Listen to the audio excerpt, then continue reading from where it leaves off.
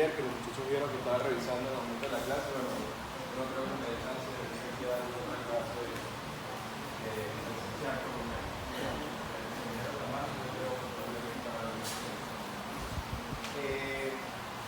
bueno, esta sería la última clase presencial. Fíjense que hoy vamos a hablar de dos neurotransmisores, neurotransmisores de grupo, neurotransmisores muy importantes, ¿okay? Y que ellos también pasaron por esa misma historia de que al principio la gente o los científicos consideraban que no eran neurotransmisores y después se dieron cuenta de que eran no solamente neurotransmisores, sino que cumplían funciones mucho más importantes que algunos neurotransmisores ya descritos. A partir de allí, bueno, empezaron a estudiarse cada una de sus funciones hasta el punto de que hoy en día ya tenemos un tema que se llama neurotransmisión purilérgica y neurotransmisión por neuropéptidos. Entonces vean como las cosas en medicina no son, como les decía ayer, no son dogmas. O sea, si yo digo que esto es así hoy, quizás en el futuro ya no será así. Y así mismo pasa con todo en relación a la medicina. Por ahora entonces está bien descrita la neurotransmisión purinérgica, es decir, como lo dice el nombre, neurotransmisión por las purinas. Entonces aquí está una pequeña reseña histórica de cómo estos neurotransmisores fueron evolucionando en relación a la literatura médica. Fíjense que al principio decíamos que las purinas, que es lo que se nota, que se llama la bioquímica, que las purinas tienen una función netamente metabólica, energética. ¿Cuáles son las purinas? Bueno, por ejemplo, ATP. ¿Qué sabemos del ATP hasta ahora? Bueno, que el ATP es una moneda energética de la célula, ¿sí o no? Bueno, eso se creyó al principio que era una función netamente metabólica, que no había más allá de eso. Muy parecido como pasa con el glutamato que vimos ayer. Luego se vio que esa función no era netamente metabólica, sino que había algunas relaciones de esa purina con la motilidad gastrointestinal. Empezamos a ver que a nivel del intestino delgado y del hueso, cuando se colocaban purinas en esos sitios, había receptores que relacionaban o reaccionaban a esa purina y se generaba trastornos de motilidad. Entonces, están relacionadas con la motilidad gastrointestinal, fue lo segundo que vieron. Aún así no se consideraban aún como neurotransmisores.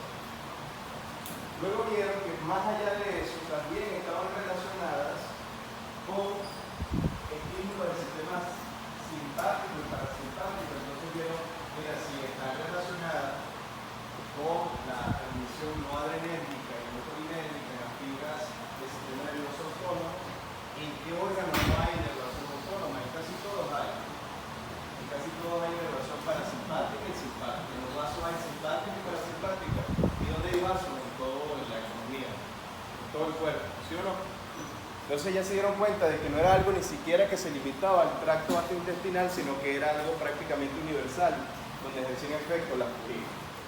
En base a eso se siguió estudiando y se vio, se diferenció, se especificó cada uno de los componentes de la neurotransmisión, cuáles eran las purinas que generaban señalización celular, y a partir de allí viene el concepto de neurotransmisión purinérgica ya definido, que es lo que vamos a hablar el día de hoy. Entonces, nosotros nos hubiésemos quedado en la sociedad como una función netamente metabólica. Hoy en día no existieran medicamentos como la adenosina, que es la adenosina sintética que se utiliza para tubular arritmias supraventriculares, por ejemplo. O no existieran pruebas, por ejemplo, para el diagnóstico de tuberculosis, como la adenosina diaminasa, la ADA. Todo eso se hace en base a descubrimientos progresivos que van prácticamente desmintiendo artículos anteriores y nos van cambiando la perspectiva, y de eso trata la ciencia. Esa neurotransmisión purinérgica está tan definida que fíjense que existe una distribución universal de receptores que generan. No solamente a nivel gastrointestinal, como se creía antes, porque existen como respiración ológica, a nivel de tejido hepático, pueden haber tumores relacionados con receptores purinérgicos, ¿sí? Pero fíjense que no solamente es allí, sino que también a nivel cerebral, enfermedades vasculares, enfermedades pulmonares, alteraciones cardíacas, arritmias, problemas del sistema inmune, que están muy relacionados con el sistema inmunológico, con los receptores purinérgicos, están relacionados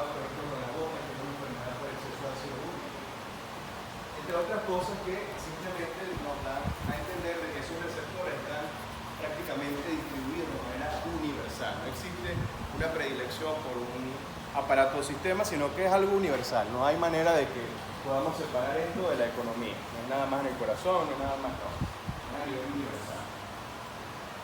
Entonces, ¿qué son las purinas? Esto ya ustedes lo conocen por lo que hemos visto previamente, lo que han visto en biología, lo que han visto en química orgánica, etcétera, etcétera. ¿Cuáles son las purinas que conocemos? Fíjense que tenemos la guanina y la adenina. Sabemos que a nivel del ADN, bueno, ellas se aparean por puente de hidrógeno con las pirimidinas, ¿verdad? Normalmente eso es lo que sucede. Y vean que aquí, a partir de este concepto de las bases nitrogenadas, tenemos un concepto de lo que es un nucleócido y un concepto de lo que es un nucleótido. Nosotros hemos hablado mucho de nucleótidos en el primer bloque, por ejemplo, nucleótidos cíclicos como el GNP cíclico, el AMP cíclico, ¿sí? Hemos hablado del ATP, que es un nucleótido. ¿Cuál será la diferencia fundamental entre un nucleótido y un nucleócido? El grupo fosfato. Pero ¿cuál es la conformación de un nucleócido? Nucleócido es base nitrogenada más ribosa. La base nitrogenada más el azúcar, en este caso la ribosa. No tenemos grupo fosfato, pero si nosotros vamos a los nucleótidos, tenemos la base nitrogenada más el azúcar más el grupo fosfato. Entonces, lo que le da o que cambia la S por la T, por decirlo de alguna manera, es el grupo fosfato. O sea, decir nucleócido, decir nucleótido. Resulta que, ¿por qué es importante traer a colación esto? Porque en realidad, tanto los nucleócidos, nosotros vamos a conocer que señalizan, por ejemplo, la adenosina, que es nuestro principal representante, pero también los nucleótidos señalizan. Es decir, pueden comportarse como un agonista, como un ligando natural. Eso es importante reconocerlo. Y existen entonces, por su estructura, receptores para nucleócidos y receptores para nucleótidos. Así que tenerlo bien claro. ¿Cuáles son los más importantes o los que vamos a hacer más énfasis en la clase? Bueno, principalmente ATP y adenosina. Sin embargo, el ADP está relacionado con un receptor que se llama P2Y12, que eso lo vamos a ver al final. Y ese receptor es evidentemente importante y me gusta traer la relación porque ese receptor usted también lo va a medicar como médico general. Va a interferir con sobre todo porque está relacionado con la degradación plaquetaria. Eso tiene una importancia una relevancia para el médico. ¿Sí? Yo trato de condensar las cosas que de verdad van a servir para el futuro y esa es una de las cosas que no podemos resolver. Hablando de eso, entonces, debe haber una síntesis intracelular de ATP y adenosina para que se generen entonces esas vías de señalización. Eso no sale de la nada. ¿Sí? Evidentemente, por la fosforilación oxidativa, porque tenemos ATP, eso lo tenemos muy claro, ¿no? En el mitocondrial se genera ATP por fosforilación oxidativa. Y fíjense que por el trabajo biológico, es decir, por el consumo del ATP por la célula, el ATP pasa a ADP, es decir, se gasta un grupo fosfato y eso genera liberación de energía que no lo aprovecha la célula para hacer su función. Por ejemplo, ¿cuál función? Bueno, muchísimas. Ya hablamos de la función de la bomba sobre el potasio de grasa. Esa es una, no es la única que funciona ATP. Lo cierto es que ese ATP por diferentes formas pasa o pierde el fosfato y pasa a ADP. Hay una enzima que se llama AMP quinasa que lo que hace es tomar dos ADP, ¿de cuántos fosfatos serían si son dos ADP? Tenemos 4 fosfatos, ¿verdad? ADP que tiene 2 más otro ADP que tiene 2 serían 4. ¿Y qué es lo que hace la AMP quinasa? Bueno, toma esos dos y transforma, o el resultado de eso será un ATP y una AMP. ¿Cuántos fosfatos tiene la AMP? ¿Y el ATP? Entonces la AMP quinasa forma ATP a partir de ADP, pero de 2 ADP. Dando como resultado entonces el ATP, que es el que me interesa más porque es algo energético, el señalizador y el AMP que sería un producto final. Luego ese mismo AMP puede ser sometido a catálisis por una enzima que se llama AMP de aminasa. Lo que ocurre con ese AMP que luego de que esa enzima actúa pasa a INP, que es inosita monofosfato. No es tan importante esta reacción desde el punto de vista médico, no creo que se la pregunte pasar a MP a INP, pero sí me interesa que recuerden esta parte de acá. Pero con mayor énfasis, una reacción se dañó. Sí.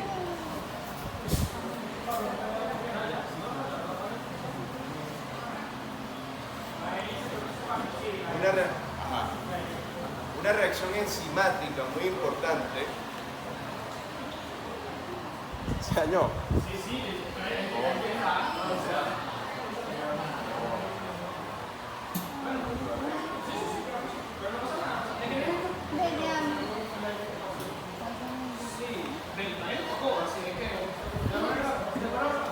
Bueno, en lo que íbamos acá,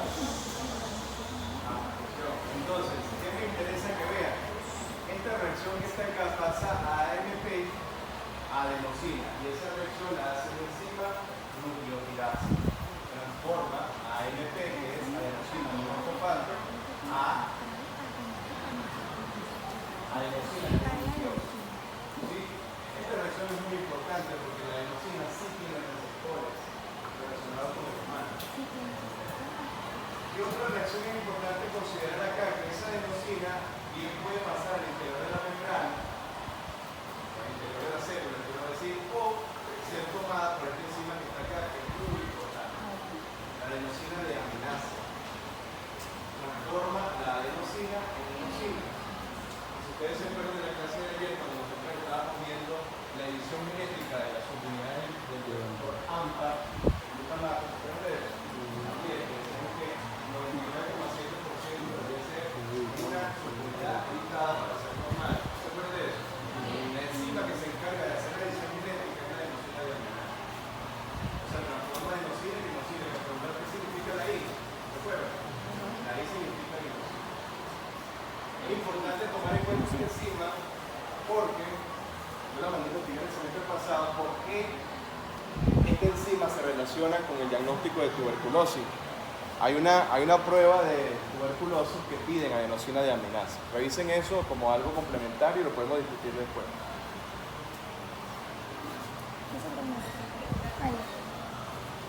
¿Qué características generales entonces tienen las purinas como neurotransmisores?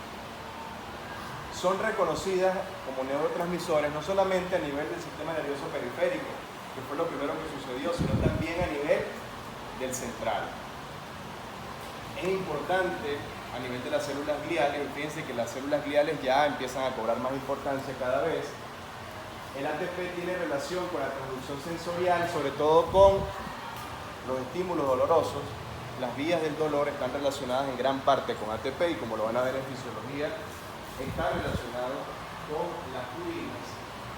Y además de eso, el ATP está relacionado con algunas respuestas celulares, como lo que se ven aquí. ¿Cuáles son? Proliferación y crecimiento celular. ¿Cuál es una respuesta que vimos? Y eso, aquí seguimos estudiando todo eso. Todos los efectos del ATP están mediados por receptores purinérgicos y son neuromoduladores tanto el ATP como la adenosina.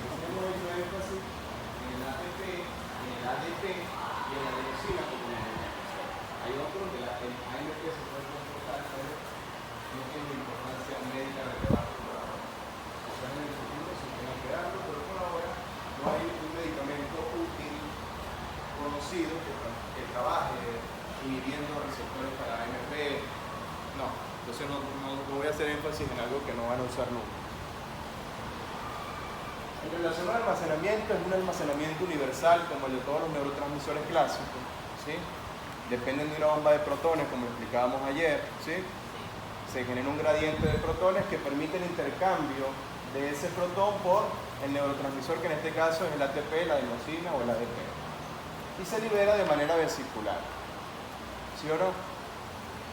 Sin embargo, se dice que aparte de almacenarse a nivel de las vesículas de neurotransmisores, todavía se puede almacenar con una cantidad muy pequeña a nivel del citoplasma neuronal. Y se ha descrito, no se sabe muy bien si estos transportadores o a través de canales, no se sabe muy bien, pero el ATP puede liberarse de manera vesicular. Probablemente lo más conocido a nivel vesicular, como cualquier otro.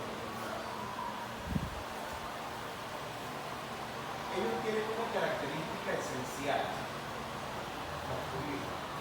Y no solo las purinas, también los neurotransmisores. En la otra parte de la clase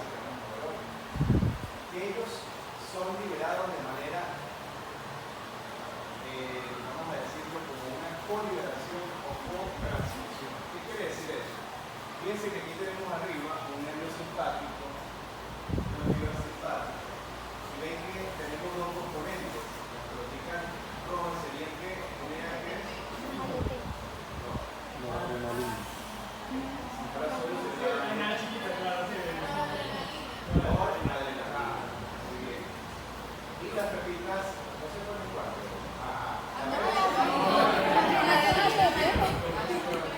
Y la roja sería ATP. ATP.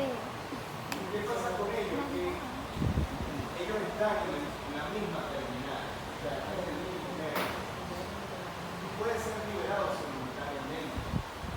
De hecho, se dice que pueden ser liberados por la misma vesícula, es decir, una vesícula puede almacenar tanto purinas y al mismo tiempo norepinefrina. Es decir, que cuando se va a dar el proceso de liberación de esa citosis de esa vesícula, no solamente sale la adrenalina, sino que también sale ATP, salen purinas, salen norepinefrina. Ese fenómeno se llama co-transición. ¿Sí? Hay una diferencia fundamental que algunas literaturas describen entre co-transmisión y co-liberación. No sé si alguien la leyó. ¿La leyó? ¿Cómo? ¿Cuál sería la diferencia entre co-transmisión y co-liberación? No. Hay otra. Coliberación es que se liberan al mismo tiempo, pero la cotransmisión es que ambas hacen como lo mismo, o sea, quieren llegar a un mismo resultado. Por ejemplo, ahí ATP está liberando calcio, igual que la noradrenalina, bueno, no liberando, sino que permitiendo la entrada de calcio o el aumento de calcio en la terminal postsináptica. ¿Sí, no? Vamos a revisar eso para la próxima clase y bueno, que no hay, lo discuten con Arnoldo y yo le digo que lo van a discutir con él. Pero vamos a revisar esa diferencia entre cotransmisión de neurotransmisores y coliberación. O lo buscan aquí rapidito, búsquenlo por internet. Doctor. Aquí yo tengo que por lo menos la cotransmisión permite una potenciación o no de la respuesta del sistema autónomo con presencia de ATP. Y la coliberación promueve un efecto antagónico en los neurotransmisores liberados, es decir, que va a producir un efecto inhibitorio o excitatorio. Revisen si también tiene que ver con las vesículas o no. Si libera con la misma vesícula o no. Porque ese es un concepto bastante amplio.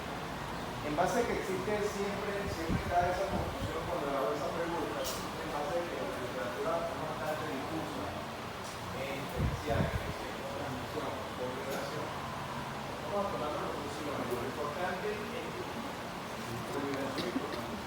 Lo importante es que ustedes sepan que los nervios, las terminales nerviosas, sobre todo las que son pertenecientes al sistema de defensa autónoma, generalmente no libera solamente un neurotransmisor, sino que las vesículas están llenas de neurotransmisores y además de eso están llenos de neurotransmisores propios.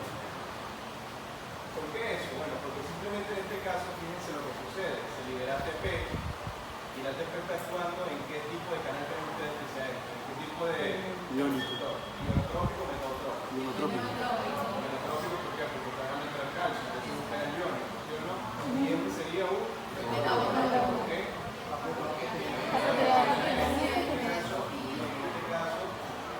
En este caso, fíjense que esas proteínas G al final generan liberación de calcio y sensibilización. Entonces, ¿a qué proteína G está asociado a calcio? ¿A qué? Muy bien. ¿Por qué? Aumenta la niveles de calcio. Y de hecho es así. Este receptor que genera la hormona eléctrica está asociado a la proteína G. Pero siempre que al final los dos efectos son iguales o parecidos. Hay aumento en los niveles de calcio tanto por la entrada a través de canales iónicos como a través del receptor acoplado a proteína G. ¿Y cuál será la diferencia entre esas dos señales? ¿Cuál es más rápido? La rapidez. La rapidez. ¿Cuál es más rápido? ¿Verdad? Entonces, no es un efecto, no solamente va a durar un momento, por la presión que aumenta los niveles de calcio, se prolonga en el tiempo porque los receptores acoplados a proteína G no los tienen. Es un efecto de sumación entre una cascada y la otra. Y eso le conviene al sistema nervioso.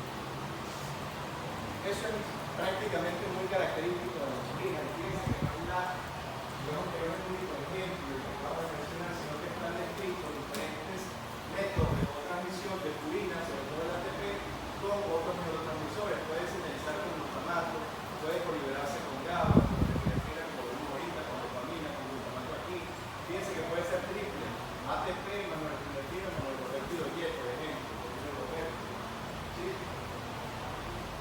ATP más acetilcolina más vino. Entonces son mixtos. El ATP puede coliberarse con casi todos los neurotransmisores. Y eso ayuda no solamente a sumar, sino también, por ejemplo, a regular la señalización. Porque si, por ejemplo, se libera ATP con GABA, ¿qué decimos de GABA? Que GABA es el principal neurotransmisor efectivo. Inhibitorio. Si se libera ATP, que en teoría debería entrar calcio, por los de calcio, lo vimos ahorita, y GABA, que es un inhibitorio, porque GABA está aumentando el calcio, pero no está aumentando la entrada inhibitoria. Entonces la cotransmisión no siempre es para sumar, sino que en algunos casos está relacionada con la regulación de una cascada contra para otra, que es una pregunta de examen, ¿se acuerdan? Interacciones entre la vía de señalización. ¿Sí? Esta diapositiva se ve bastante gráfica, muy bonita. Fíjense que para la regulación, no solo para la regulación, para discernir la cantidad de señales que debe tener una u otra purina, existen enzimas que se llaman nucleotilasas, que son parecidas o actúan parecidas a como actúan en acá. ¿Sí? Pero resulta que esas nucleotilasas no solamente se encuentran a nivel del citosoma celular. Llama la atención de que si nosotros analizamos una membrana celular, fíjense dónde se encuentra, aquí está la membrana y aquí está el interior celular, entonces se encuentran como receptores de membrana, como si fueran receptores. De tal manera de que se pasan por aquí en el espacio intracelular, adenosina, ATP, ADP, esas enzimas exonucleotidas, que se llaman exo, porque están en relación al exterior celular, tienen la capacidad de transformar, por ejemplo, ATP en ADP, que pueden ser ADP en AMP, pero fíjense que también pueden transformar la adenosina en inosina, y de esa manera no solamente pudiéramos regular la cantidad de purina por la síntesis, sino también que hay enzimas que se encuentran en el exterior que regulan la cantidad de ligando, en este caso de purina. Entonces llama la atención ese comportamiento que, por ejemplo, glutamato no tenía ese comportamiento. No había enzimas extracellulares que modificaran la concentración de glutamato, pero la purina, por ejemplo, y también pasa con acetilcolina, con arnol, que hay enzimas extracelulares de metástasis que tienen la capacidad de regular, de eliminar ese o de transformar ese ligando en este caso de neurotransmisor. Muy bien, entonces vamos rápido, vamos a la parte de receptores ya, ¿ok? Esta es la clasificación de los receptores purinéticos. Mi pregunta es entonces, ¿quién recibe a esa purina? Cuando yo pregunto quién recibe, quién genera la señalización, yo tengo que recordar que es algo que siempre sucede y siempre es un error. Y eso invalida completamente la respuesta del examen. Evidentemente, eso no tiene manera de que esté bueno. Uno coloque que, repito, lo digo muchas veces, pero siempre sucede. El ligando no entra a la neurona. ¿Cómo actúa un ligando? Actúa el receptor. ¿Y qué son los neurotransmisores? Son ligandos, tienen que unirse a un receptor. ¿Sí o no? El ligando per se no tiene la capacidad de activar una enzima, no tiene la capacidad de activar una vía de señalización, no puede entrar al núcleo celular, todo eso lo hace la vía de señalización. Eso es una etiqueta que hay que colocarlo siempre y ustedes me dirán, pero eso es una estupidez. Pero en realidad, generalmente no somos nosotros para uno o dos estudiantes que no coloquen en mí, ¿verdad? El estudiante, un poquito. Pero ustedes van a escuchar eso y le va a hacer ruido cuando ustedes ponen una revista médica, no es que le preguntan a un médico de una revista, dígame el mecanismo de acción de la adrenalina. Bueno, la adrenalina entra a la célula y eso aumenta la frecuencia cardíaca, ¿verdad? Eso no tiene sentido. Se une a su receptor, el receptor es beta 1 y eso genera aumento de la frecuencia, pudiéramos aportarlo así. Pero nunca decir que entra a la célula, ¿ok? Ah, bueno, está bien, perfecto.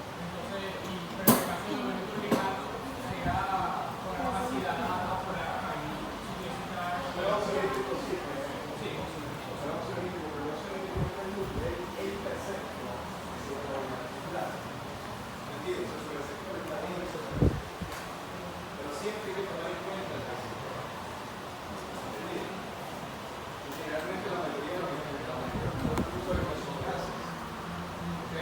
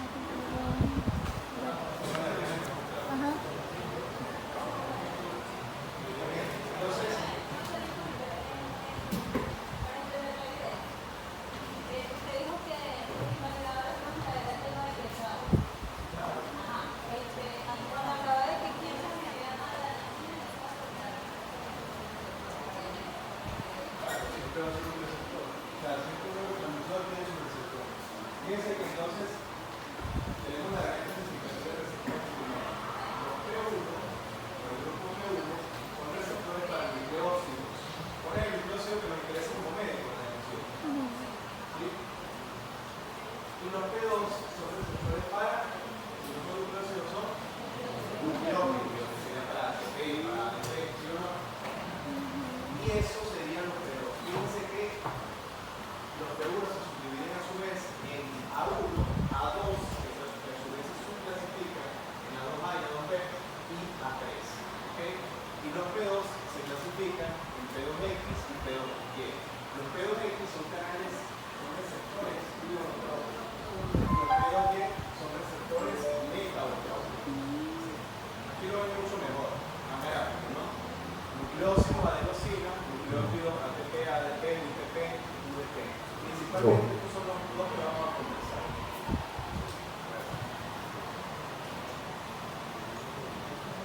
Entonces, aquí tenemos los receptores para nucleócidos, que sería principalmente ligando sería la adenosina. Entonces, fíjense que de esos receptores para nucleócidos tenemos que yo siempre les doy. Los impares, es decir, el 1 y el 3, son receptores acoplados a proteínas G de qué tipo? Inhibitorias. Los impares y inhibitorias, para que tengan una mnemotécnica. Y los pares son acoplados a proteínas de qué tipo? Excitatorias. Los pares, es decir, A2A y A2B. ¿Sí? Empezó la curva. Ah. Está bien. Entonces va a hablar un poquito más fuerte. Como les decía entonces, los P2 se clasifican en P2X y P2Y. Los P2X son ¿qué tipo de receptores? Son canales activados por ligandos o receptores ionotrópicos, que es lo mismo. ¿Sí?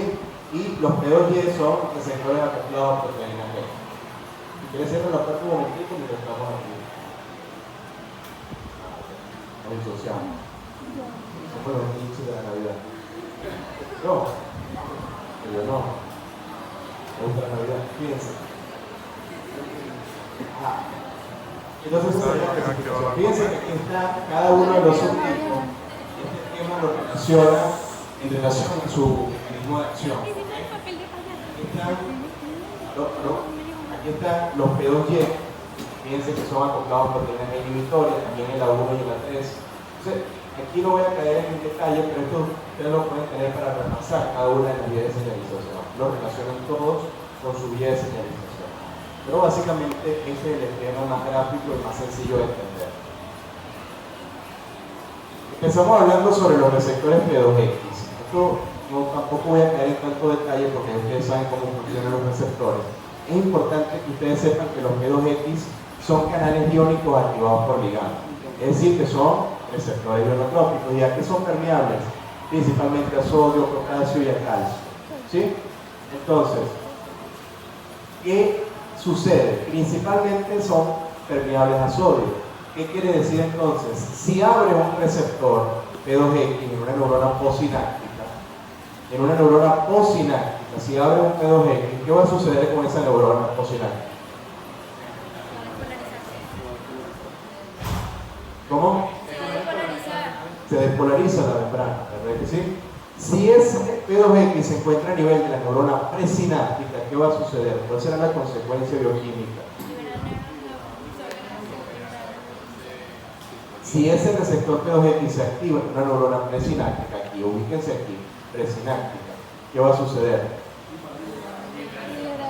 Genera liberación del neurotransmisor, porque excita la neurona presináptica y permite la liberación, sobre todo si son permeables a calcio, porque el calcio, como decíamos, está relacionado con la liberación del neurotransmisor, ¿sí? El principal ion relacionado con la liberación del neurotransmisor, activa las tranquinasas, activa las proteínas del citoesqueleto, etcétera, etcétera.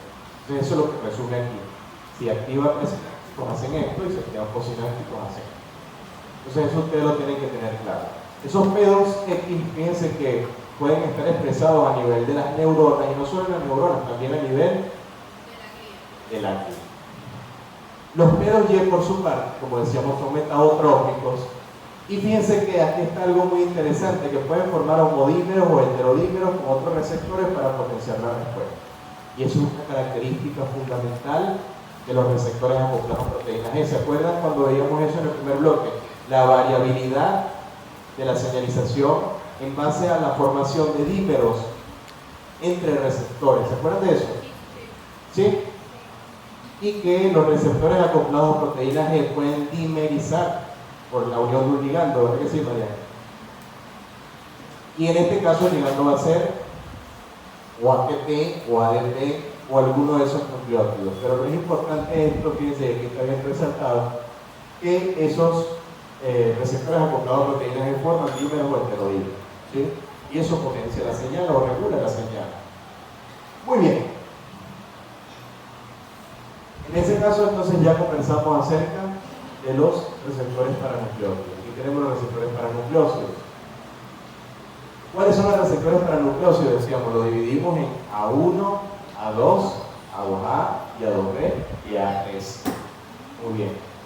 Entonces, fíjense que A1 y A3, que son los impares, son inhibitorios. Están asociados a proteínas G inhibitorias, por ende ya sabemos la consecuencia. Ya lo de la hidrato ciclasa, menos cíclico, etcétera. No es necesario recalcar eso, habrá menos actividad de la proteína quinasa tipo A, ¿verdad? Y aquí pasa algo, fíjense que aquí sale una flechita y aquí dice canales de potasio. Se abren por la subunidad beta gamma. Y fíjense que el segundo bloque es el primer bloque, pero ahora las neuronas, ¿sí? Entonces, en este caso, A2B y A2A son todo lo contrario, son acoplados a proteínas excitatorias y excitan a la hidratosilasa, por lo que ya sabemos, ¿sí o no? Aquí está en un esquema, sobre todo se lo coloco para que vean la distribución de cada uno. Fíjense que me interesa el A1, que está a nivel de una amplia distribución, está a nivel del riñón, a nivel del tejido adiposo, a nivel del corazón y a nivel de los nervios. El A2A tiene una amplia distribución también, pero fíjense que el A3 es el más particular porque tiene una distribución muy particular o muy específica, sobre todo en las células. ¿Cuáles son las células? Los mastocitos, ¿sí o no? ¿Qué otro nombre tienen? Células inmunológicas. Son inmunológicos, pero ¿qué otro nombre tienen los mastocitos? Monocitos.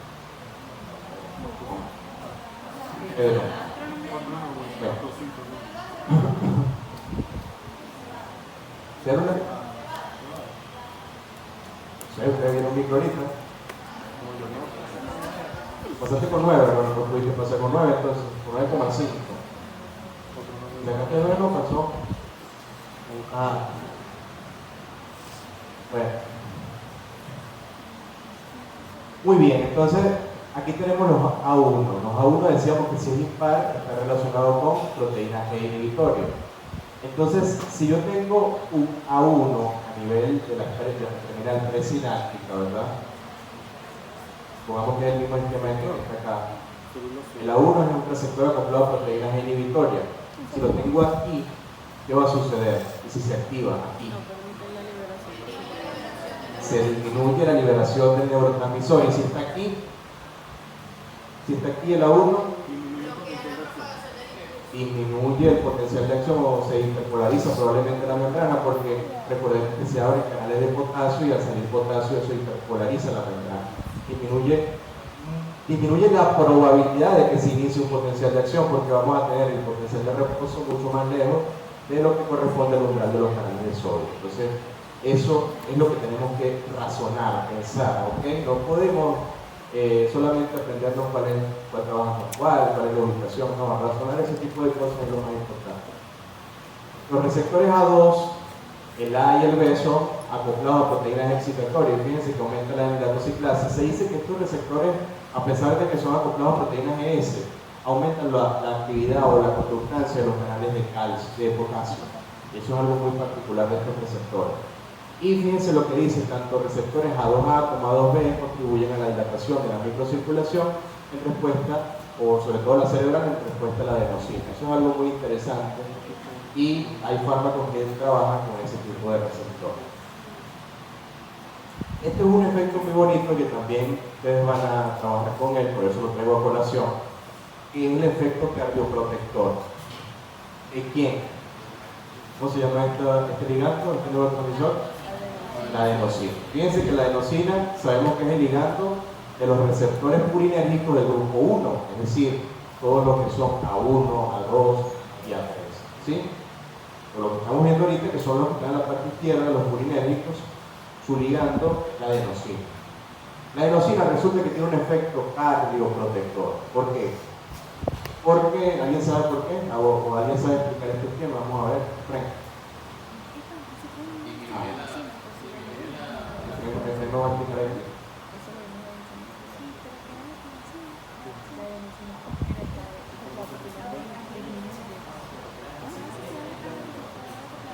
Sí, rápidamente, los resultados.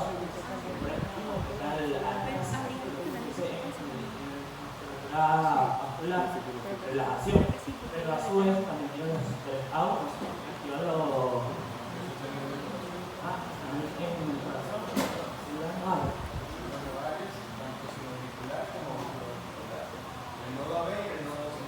No, es la proteína G, el cual disminuye el ARP cíclico.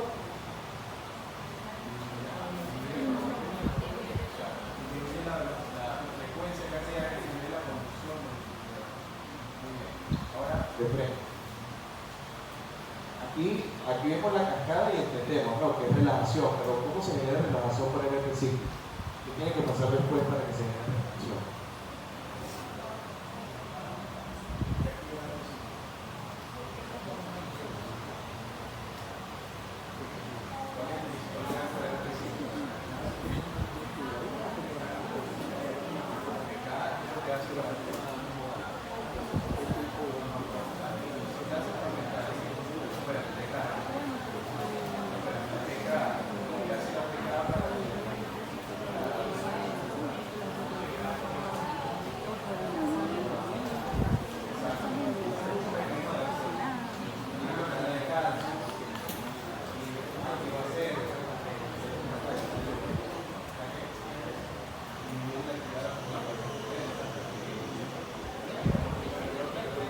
Muy bien. Bien, un aplauso para usted.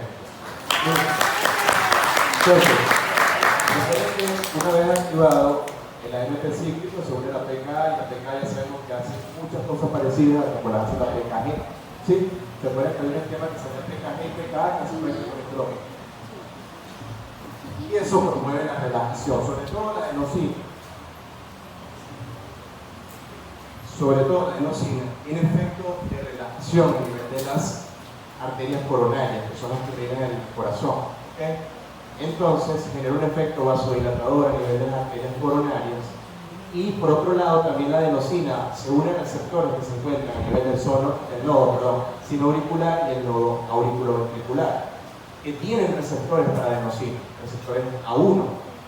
Entonces se une la adenosina allí y resulta que ese receptor es acoplado a proteína G inhibitoria. Muy bien.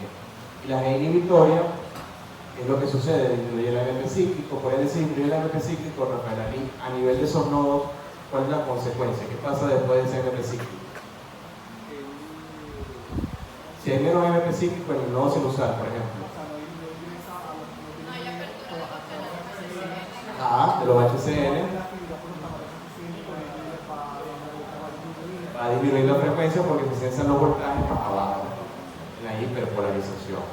Entonces la adenosina por eso disminuye el cronotropismo, que el crono, que es cronos, tiempo, ¿verdad? Hidromo, conducción. Entonces disminuye el tiempo, es decir, la frecuencia cardíaca, y disminuye la velocidad de conducción cardíaca. Eso disminuye la frecuencia y disminuye la actividad cardíaca, la fuerza contráctil también. Entonces por un lado estoy disminuyendo la frecuencia del corazón y por otro lado estoy mejorando el flujo sanguíneo coronario porque le estoy mejorando la dilatación a las coronarias. ¿Y por qué es un efecto cardioprotector? Porque simplemente en algunos casos la demanda del corazón puede generar daño, un exceso de demanda. ¿Y qué es la demanda? Bueno, un aumento de la frecuencia cardíaca, un aumento de la contractilidad. Si eso está muy aumentado, por ejemplo en taquicardias supraventriculares, eso va a generar un efecto no benéfico o deleterio para el corazón. Entonces, ¿qué es lo que hace la adenosina? Disminuye la frecuencia cardíaca en relación a la bomba. Y si nos vamos a la coronaria, genera vasodilatación, es decir, que no solamente está disminuyendo la demanda del corazón per se, sino que está dando mayor oferta de flujo sanguíneo. O sea, mejora la oferta porque vasodilata la coronaria y disminuye la demanda porque disminuye la frecuencia cardíaca. Y eso es un efecto cardioprotector. ¿Entendido? Porque estoy dando más oxígeno, más glucosa al corazón y estoy haciendo que gaste menos. Por eso es un efecto cardioprotector. ¿Entendido? ¿Y quién lo hace? La misma adenosina, ella hace el mismo ligando, pero actuando en distintos receptores, hace un efecto cardioprotector. ¿Entendido? ¿Sí? Dígame. Yo había leído que cuando por lo menos pasa en el nodo AB y en el nodo sinoauricular, cuando pasan las taquiarritmias, el receptor A1 está mutado y por ende no va a permitir como que la vasodilatación. Esa es una de las cosas que se explica en relación al grupo taquicardia, sobre todo en la supraventricular.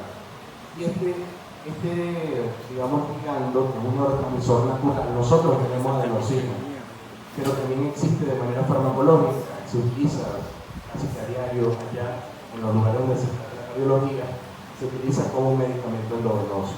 Le colocamos adenosina y eso baja la frecuencia cardíaca en algunos tipos de taquicardia. ¿Ok? Por eso es importante conocer. La guía establece, la guía sobre todo la guía de la que es la supraventricular, establece que este es el principal medicamento para el tratamiento de taquiarritmia supraventricular. Eso no es algo ficticio, es algo que se utiliza a diario. Muy bien. Y no solamente por esa parte, fíjense que hay una vía, pareciera que fuera no canónica, pero es una vía muy conocida en la adenosina, que es que cuando se une la adenosina a ese receptor A2A, fíjense, aumenta como dijimos la hidroxiclasa, la actividad de la hidroxiclasa aumenta por ende lo que decía Efraín, la pKa. Y fíjense que es lo que hace la pKa en esta vía a nivel de las células vasculares. Al parecer, en algunas células vasculares, coronarias, está expresada enzima oxidorretípico sintasa, pero de tipo inducible. Es lo que llama la atención. Usted dice, pero ¿por qué? Si a mí me dijeron en el primer bloque que en realidad el oxidorretípico lo produce el endotelio, ¿por qué aquí me dice que una célula vascular ISA, la célula muscular ISA vascular, está produciendo el óxido nítrico? Pero parece que algunas células de esas tienen la expresión del óxido nítrico sintasa, pero de tipo inducible. Por eso yo les digo a ustedes, no le digan inmunológica, sino que inducible. El nombre correcto es inducible, porque no solamente inmunológica es una nemotecnia, no tiene ninguna literatura lo dice, porque generalmente está en células inmunológicas, pero en estas excepciones, fíjense que algunas células vasculares pueden expresar inducible. La inducible sobre todo inducida, como dice su nombre, por algunas situaciones donde se requiere vasodilatación. Por ejemplo, en situaciones donde la coronaria, fíjense que aquí dice arteria coronaria, necesita mejorar la irrigación del corazón. Entonces son inducidas por esa situación. Por eso olvídense y sáquense de la mente eso que es inmunológica.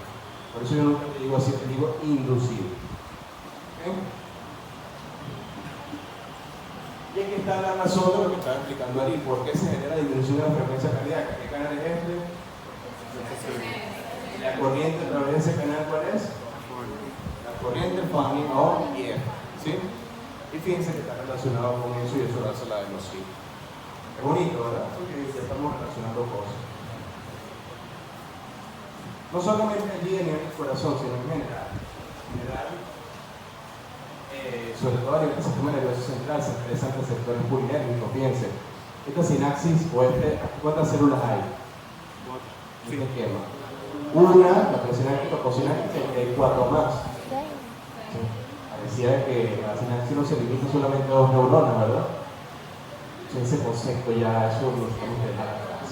Sobre todo porque el astrocito, el oligodendrocito, que fíjense que también la microglia forma parte del sostén estructural, funcional de la sinapsis química. Y esas células tienen receptores purinérgicos. No voy a caer en decir, mira, cuál es el receptor purinérgico en el oligodendrocito, cuál es en el astrocito, no. Simplemente saber que esas células tienen receptores purinérgicos y sobre todo a nivel de la microglia, que creo que es la que viene. La microglia, fíjense que se activa, es la microglia, ¿no? ¿Qué más tú? Susana.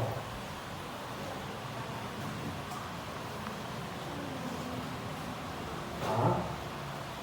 Las células que están en el nivel nervioso ahí, ¿qué hacen? Exacto. Una diferenciación de los macrófagos en el sistema nervioso central. Pudiéramos decir que son las células inmunológicas del sistema nervioso central. En realidad, el sistema inmunológico cerebral o central es bastante particular, no es muy parecido al resto del cuerpo, ¿sí?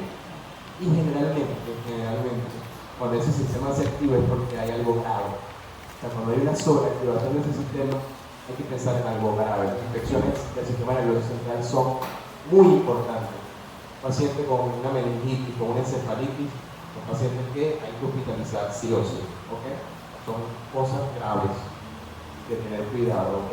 Por eso estas células son muy importantes, porque en relación a la actividad purinérgica, fíjense que tiene receptores P2Y, también tiene receptores P2X, y fíjense que su activación, la diferenciación de esas células, porque ya se encuentran en reposo y para activarse necesitan un estímulo, ¿sí? ¿Lo ven así?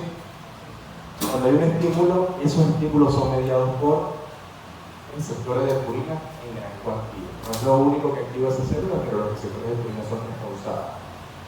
¿Y qué se activa? Fíjense que se activan vías como la de ERK, que pertenece a qué vía. ¿A qué vía pertenece la ERK? A propósito, ¿no sabía? La vía de las máquinas. ¿Con qué respuesta celular tiene que ver? La proliferación. Creo que esa lección equivocada. Muy bien. No, bueno, y también. Fíjense, y aquí esta otra vía. ¿Quién activa normalmente el NFAT? ¿Ah? ¿Almodulina qué? Ah. Excelente, pero no es así. Por eso fue que se equivocó en el examen, porque era la calcineurina. La calcineurina como el NFAT. ¿Sí? La calmodulina no es una fosfatasa, ¿verdad? La calmodulina activa la calcineurina y la calcineurina es quien activa el NFAT. En condiciones basales está hiperfosforilado. Desfosforina el NFAT y el NFAT se activa. ¿Sí o no? Entonces, si yo tengo que NFAT se activó por esta vía, esta que está acá, ¿qué tiene que haber en el entorno de la célula microbial para que se active? Calcio. Por supuesto, la vía es dependiente de calcio. Tiene que haber entonces entrada de calcio y eso lo hacen los receptores P2X que son permeables a calcio. Entra calcio, calciocalmodulina, calcineurina y activación del NFAT. NFAT va al núcleo y viene con quién trabaja. ¿Con? CREP. ¿Qué cosa de ahí lo conocemos? Todo eso lo conocemos, ya lo hemos visto. Sí. ¿Verdad? Pareciera muy complejo. ¿Se acuerdan de la imagen que les puse ayer en el inicio de la clase? Los que vieron ayer. Vamos. La de Marty McFly. ¿Qué era lo que decía? Que quizás ustedes no estén preparados para esto, pero se siguen sin verdad. ¿Y cuál era la analogía con bioquímica de esa película? Que si nos hubiese mostrado una imagen de esta en la primera clase, lo hubiéramos entendido. No, nos pareció una locura, ¿verdad que sí? Pero ahora sabemos casi todos los términos de esa vía de señalización. Entonces, de esa imagen, lo que quiere decir no es sus hijos, no es los hijos de ustedes, sino ustedes mismos, pero después de haber estudiado, ¿verdad? ¿Qué cosa? No, pero eso eso es algo musical, pues. En ese momento les pareció una locura, pero después se puso de moda y todavía sigue en la vanguardia ese tipo de música. Dígame. ¿Cómo? Es una proteína de sostén o pareciera ser también una proteína de las vías de proliferación. ¿Sí? Hay muchas proteínas que son simplemente chaperonas. ¿Ustedes se acuerdan de que es una chaperona? Alguien que cuida. ¿Ah? Lo que está, lo que cuida. Me acompaña. Porque sirve de sostén o inhibición. Algunas chaperonas que se mantienen inhibiendo una enzima. ¿Sí? ¿Tiene de ustedes biología celular? Doctor Javier. Doctor Javier y Javier. doctor Héctor.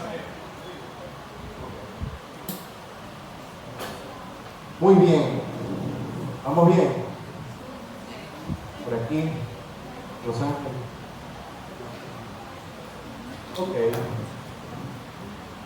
Aquí es más de lo mismo. Fíjense que la microglia, en este caso es este que está acá, está en reposo.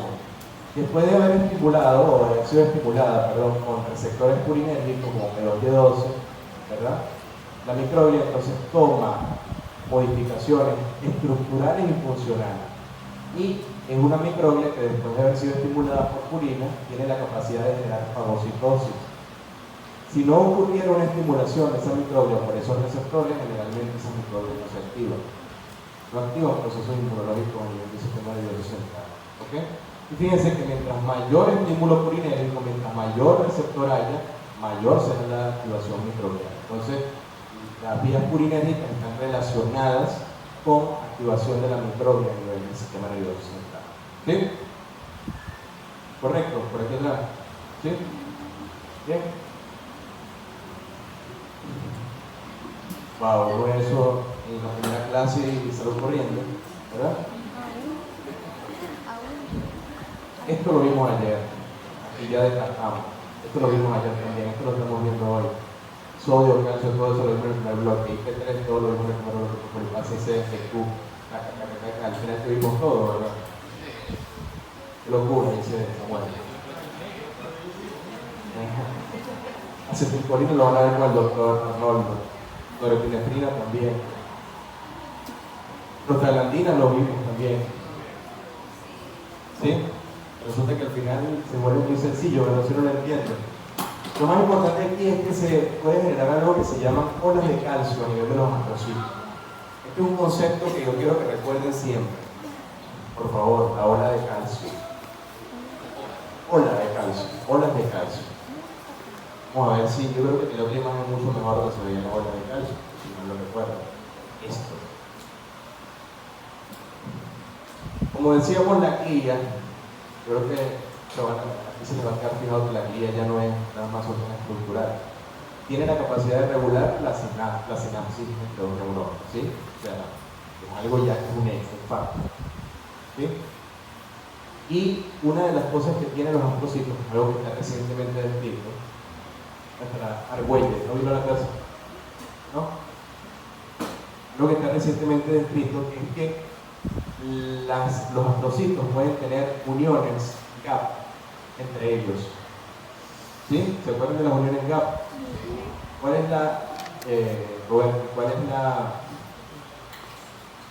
digamos, la ventaja de que exista una comunicación a través de uniones gap?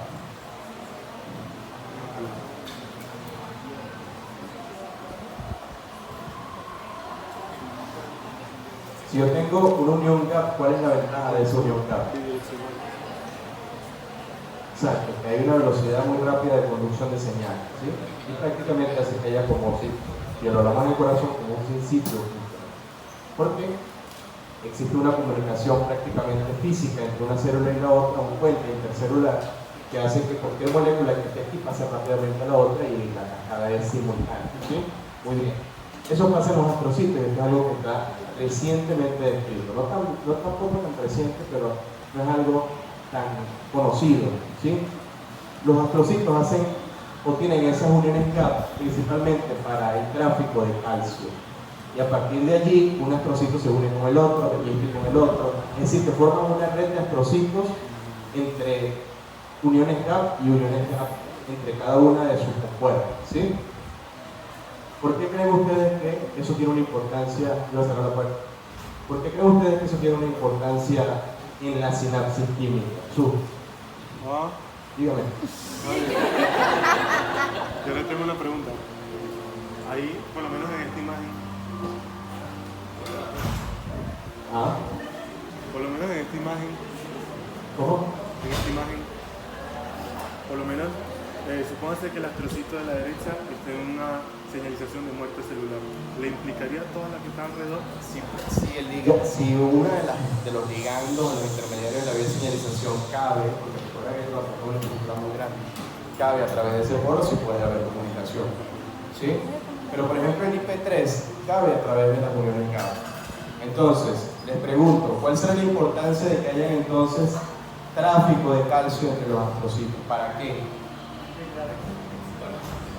Para. Pero los astrocitos tienen potencial de acción, son células excitables. Un método de transporte. ¿Para qué sería, Ana? ¿Qué se le ocurre? Inhibir la apoptosis. ¿Para? Inhibir la apoptosis. No. Si los astrocitos son para almacenamiento y están en la parte de los datos, pues lo que está almacenando se puede pasar con mucha más facilidad. Lo que dice sería bien correcto, fíjense. Si el astrocito puede o tiene canales de calcio y tiene receptores acoplados a proteínas EQ, ¿verdad? Recuerden que los astrocitos están relacionados estructuralmente también con las neuronas. Si ellos dejan entrar calcio, ¿verdad? ¿Qué va a pasar con el calcio? El calcio, en vez de entrar a la neurona, en gran parte entra al astrocito y se generan esos circuitos de calcio por las olas de calcio en comunicación uno con el otro. Es decir, que estás deprivando de alguna manera calcio que puede estar entrando a la neurona para que entre en el astrocito. En el astrocito no tiene ninguna repercusión el calcio, porque el calcio genera daño sobre todo en las células excitables, despolarización, radicales libres, y sobre todo si tú estás comunicando varios astrocitos. Es muy difícil que el calcio, por estar en esa situación de que va de un lado a otro, genere una señalización celular en un astrocito y lo daña. Entonces, con esto quiero decir que esos puentes, que son las uniones que permiten que el calcio preferentemente vaya hacia el astrocito y no entre preferencialmente en el neurona. ¿Sí? ¿Para qué? Para evitar que en la neurona suceda lo que estábamos hablando ayer. Todos esos procesos mediados por calcio que conllevan excitotoxicidad, apoptosis, peroxidación lipídica, formación de radicales libres, óxido nítrico, que al final terminan dañando la célula. Entonces, es mejor sacrificar, para la economía del ser humano, sacrificar un astrocito, tener altas concentraciones de calcio en un astrocito, que eso esté en la neurona, que eso esté formando parte del interior de la neurona. ¿Me explico? Porque al final ellos comparten el mismo espacio intracelular. ¿Sí?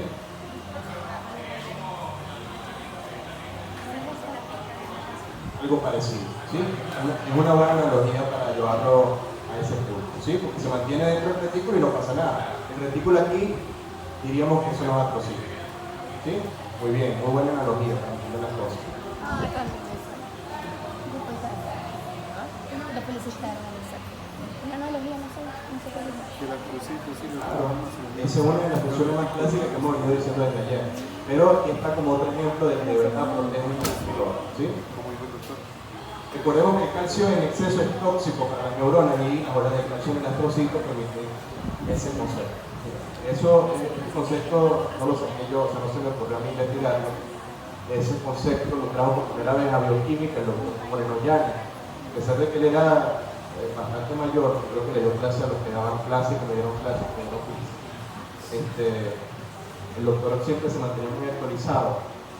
Y ese concepto me quedó muy claro porque él decía que es algo nuevo que pareciera tener una implicación, que son las olas de calcio, y tiene mucha implicación en excitotoxicidad. Entonces, si yo les digo, mira, es que tenemos un tejido nervioso y se quitan las células guiadas. Una de las cosas principales que hay que responder es que no van a haber olas de calcio, ¿sí? Que no van a haber transporte de glutamina, no hay glutamina sintetasa. Hay muchas cosas que fallan y eso va a repercutir en la función neuronal. ¿Sí o no? Tienen que recordar eso entonces. Ajá. Ya vamos para allá, está buena la música también. Esa pista es de una bailarina de HP. Ella está bailando ahorita en este momento. Rosa. No, se llama Bárbara. Doctor, algo que le quería avisar, hablé con el doctor Frank Mendoza, terminó su clase de posgrado, cualquier cosa, ahí sí, Vamos a terminar esta parte de la clase y nos vamos. Nos van a quedar bailando ya. ¿Cómo? Yo creo que sí. No, pero están cómodos aquí. ¿Sí escuchan con la...? ¿Sí? Bueno, estamos aquí para no movernos. Lo único diferente aquí, Muy bien. oro. Esto que está acá ustedes ya lo conocen porque lo vimos en el primer bloque. Es que también hay señalización purinérgica a nivel, esto lo hemos preguntado, creo, en un sustitutivo creo que se preguntó, si mal no recuerdo.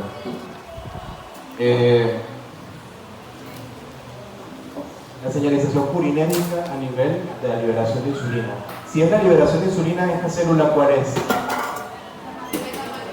La célula beta-pancreática. Entonces no tenemos que confundir. En el examen, como 3 o 4 personas confundieron lo que se les dijo. Mira, es que la insulina actúa en el músculo y en el tejido adiposo.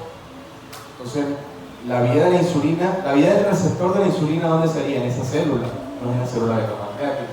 O sea, la insulina se libera en la célula beta-pancreática, pero actúa en otras células, de manera endocrina. Eso lo pusieron así varias personas. Entonces hay que tener claros los conceptos.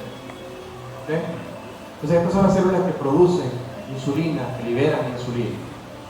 Fíjense que la insulina, nos dicen a nosotros en bioquímica 1, principalmente está regulada por la misma entrada de glucosa a la célula por canales GLUT o por transportadores GLUT tipo 2, que tienen un KM muy amplio que prácticamente no se satura, y de esa manera se censan los niveles de glucosa, la glucosa entra en glucólisis y luego genera ATP, y ese ATP es capaz de generar inhibición de canales de potasio. ¿Recuerdan eso? Ese grupo de canales de potasio es muy importante, que son canales de potasio sensibles a ATP. El ATP intracelular se une al canal de potasio y lo inhibe. ¿Entendido? ¿Y qué pasará, Ana, si yo inhibo un canal de potasio a nivel intracelular? ¿Qué sucede? Sí, si el ATP está inhibiendo el canal de potasio, ¿qué sucede? Se degenera despolarización. Muy bien. ¿Por qué se genera despolarización? Porque el calcio no sale, el potasio no sale, perdón, y hay más cationes intracelulares y eso genera despolarización. Ahora, a partir de eso se genera un potencial de acción pequeñito a nivel de las células endocrinas. ¿Qué va a suceder con esa despolarización? Va a alcanzar el potencial umbral de canales de calcio, el calcio entra, se une a distintas proteínas y eso genera exocitosis de la insulina. ¿Sí? Pero resulta que ese es el mecanismo principal, pero no es el único que controla eso. También hay receptores P2Y, también hay receptores A1, P2Y, receptores para ATP, P2X, que controlan la liberación de insulina. Entonces, está relacionado esto, la regulación de la neurotransmisión por purinas, con la liberación de insulina. Ustedes van a ver que, por ejemplo, los receptores P2Y, fíjense que están, en este caso, aumentando los niveles de AMP cíclico y la PKA puede aumentar la exocitosis de insulina. Entonces, ese concepto, volvemos a repetir ya esa palabra, ese concepto de que la liberación de insulina solamente es dependiente de glucosa, ya eso tiene que desaparecer, porque hay muchos receptores que regulan eso. ¿Sí? Por último, en esta parte de la clase, creo, ¿sí?, es que hay también una relación de los receptores P2Y12 en la agregación plaquetaria. ¿Sí? Recordemos, ustedes ya vieron eso con el doctor Monasterio, ¿no? Hemostasia primaria. Ustedes están viendo fisiología 1, ¿no? ¿Vieron hemostasia primaria? La cancelaron. Ajá. Pero creo que eso es el tercer bloque entonces, hemostasia. Tercer bloque.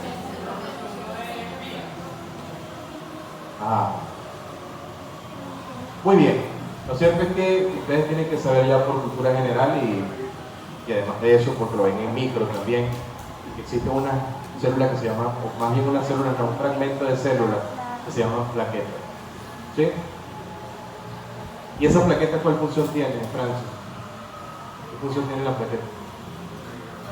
¿Cómo? Tiene función inmunológica, pero ¿cuál es la principal función? ¿Cuál? Antes que la coagulación, claro, lo que pasa es que no han visto esos términos. Pasa que no, o sea, uno dice coagulación por cultura general, pero la coagulación no es lo mismo que la agregación plaquetaria. ¿Sí? Ustedes van a ver, ¿cómo te llamas tú? Adelante. Mariana, tú vas a ver después que la hemostasia primaria consiste en la agregación plaquetaria y la secundaria consiste en la coagulación. Entonces no es lo mismo un término que lo otro. La agregación plaquetaria tiene que ver con eso, con la unión de las plaquetas. Y es lo que se activa primero. Usted se corta, lo primero que se activa son las plaquetas para tratar de hacer un tapón que no siga sangrando, ¿verdad? Por explicárselo de manera sencilla. Y luego de eso, no tanto después, pero posterior, se activan las cascadas de coagulación. Y eso tiene que ver no con las plaquetas necesariamente, sino con los factores de coagulación que se producen en el hígado. ¿Sí? Muy bien. Entonces, la agregación plaquetaria es un proceso fisiológico que sucede ante alguna agresión, sobre todo endotelial, sobre todo en algún tejido. Y se trata básicamente de que inhibe el sangrado, o sea, para disminuir el sangrado. Ustedes nunca se han hecho la prueba de sangría, ¿no? Que hacen como una punción en el lóbulo de la oreja y evalúan qué tanto tiempo dura sangrando. Bueno, eso es para evaluar la función de las plaquetas. ¿Sí? Tiempo de sangría en el lóbulo de la oreja generalmente. ¿Sí? Y que tú deberías durar cierto tiempo sangrando, y ya después de eso no deberías sangrar más porque normalmente se forma el tapón plaquetario. En algunas patologías donde hay menos plaquetas, como en el dengue, el sangrado se prolonga en el tiempo. Muy bien. En base a esta introducción básica, rápida, que lo van a ver con mayor detalle, tenemos que hay receptores a nivel de las plaquetas que se llaman P2Y12, que son receptores para ADP principalmente. Y son receptores acoplados a proteína G de tipo... ¿De qué tipo? Inhibitoria. Ok. Por ende, normalmente ese receptor inhibe la anilatociclasa, hay menos AMP cíclico, hay menos actividad de PKA, y si hay menos actividad de PKA, ¿qué sucede? Ramón. ¿Ah?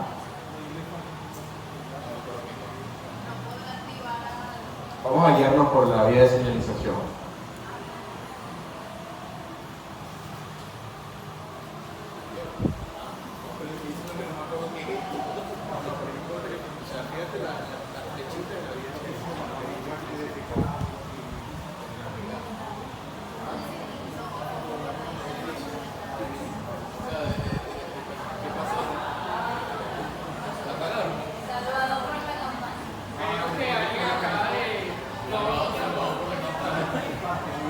Tocaron el cablecito. Creo que alguien tocó aquí el cablecito. Lo cierto es que al final, ese receptor P2Y2, Pero si eres sabro.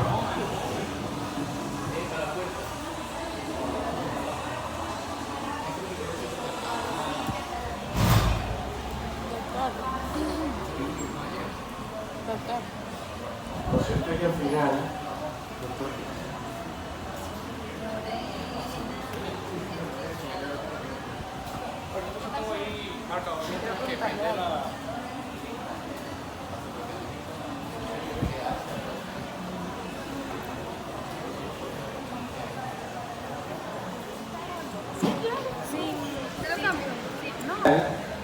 por distintas, digan, ¿la quieres explicar? No, pero por ejemplo, ahí en esa vía en la que estamos inhibiendo de anilatociclasa, no se convierte a ATP a AMP cíclico. Ese ATP no puede activar otras rutas de señalización porque ya está disponible, ese ATP. O sea, como nunca pasa a AMP cíclico, no puede tener como... Claro, por ejemplo, si hay canales de potasio a nivel de aquí, puede inhibir canales de potasio sensibles a ATP. ¿Sí? Tiene sentido eso. Porque es el mismo ATP, no necesariamente venga de donde venga, bueno, es el mismo ATP. Bien, lo que sucede al final es que por una inhibición de la PKA, ¿verdad que sí? Aumenta, en este caso, la liberación de gránulos que tienen que ver con inflamación y coagulación. Si bien las plaquetas per se generan agregación plaquetaria, ellas liberan factores que tienen que ver con coagulación o el inicio de la cascada de coagulación. Por otro lado, fíjense que hay una vía que decía Samuel, que es una vía que no habíamos visto tanto, pero fíjense que la beta gamma, yo les decía a ustedes, beta gamma tiene más vías, que no solamente una subunidad que está allí, sino que en este caso en las plaquetas puede activar a la proteína PI3K, y la PI3K, fíjense que ¿a quién activa acá? Es la misma, ¿verdad? Esa PKB vacante de alguna manera también puede aumentar las vías de la marquinasa. Y la misma vía de la marquinasa, como también vías no canónicas, pero expresadas en plaquetas, activan a cromosomo A2, ¿verdad? Pareciera que fuera la unión de varios multiversos que no habíamos visto, ¿verdad? Esas interacciones, pero sí existen a nivel planetario. El cromosomo A2, ¿quién lo produce normalmente?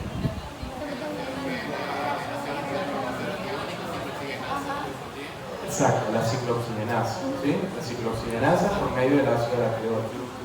Entonces, y el tromboxano A2 es el principal mediador de la agregación plaquetaria. O sea que estas vías al final, por una subunidad beta-gamma, terminamos liberando tromboxano A2. Seguramente en el intermedio de aquí para acá, la ERK activa la ciclooxigenasa. Esa es la vía en realidad. O sea, no es que la ERK activa el tromboxano A2, porque el tromboxano A2 no es una enzima, es un producto. ¿Me entiendes? Activan a la ciclooxigenasa. O sea, aquí coloquen allí, anótenlo, ciclooxigenasa, antes del tromboxano A2. ¿Sí? Porque si no, no tiene sentido. ¿Me explico? Es como yo decir, mira,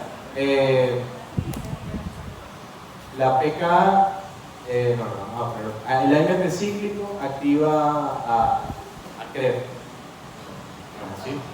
Tiene que llegar la PK y después la PK es la enzima que va a activar el control de transcripción. Indirectamente, pero no es directamente. Entonces muchas veces estas vías se saltan pasos, entonces ahí tenemos que hacer el razonamiento. ¿Sí? ¿Entendido? Entonces pudiéramos nosotros colocar una vía impresa en el examen y que ustedes completen los pasos que faltan. ¿Sí? También se pueden preguntar, ¿verdad? Bueno. ¿Ah? Muy bien. Entonces, ¿qué pasará? Bueno, lo cierto es que esta vía de este receptor promueve la agregación plaquetaria. ¿Qué pasará entonces si yo coloco un antagonista total en este receptor? Un antagonista total de este receptor. ¿Qué efecto final habrá? No se da la vía y entonces no habrá o disminuye la agregación, también la coagulación y la inflamación, ¿sí o no? ¿Ustedes creen que existen ese tipo de fármacos? Sí. No, aspirina no. La aspirina tiene otro mecanismo, que es este que está acá, inhibidor de la COX. Eso lo vimos ya. Cuidado con eso, ya lo vimos. Es otro mecanismo, pero si inhibimos al P2Y12, ¿qué va a suceder? Disminuye la agregación plaquetaria. La aspirina también genera inhibición de la agregación plaquetaria, pero por otro mecanismo de acción. La heparina es un anticoagulante. El clopidogrel, ¿verdad? Que no sé si alguien lo conoce, un abuelito lo toma, el papá lo toma, la mamá lo toma, ¿no? Clopidogrel. Lexan es la enoxaparina, es un anticoagulante. Ajá. ¿Alguien conoce ese fármaco? Clopidogrel, ¿sí?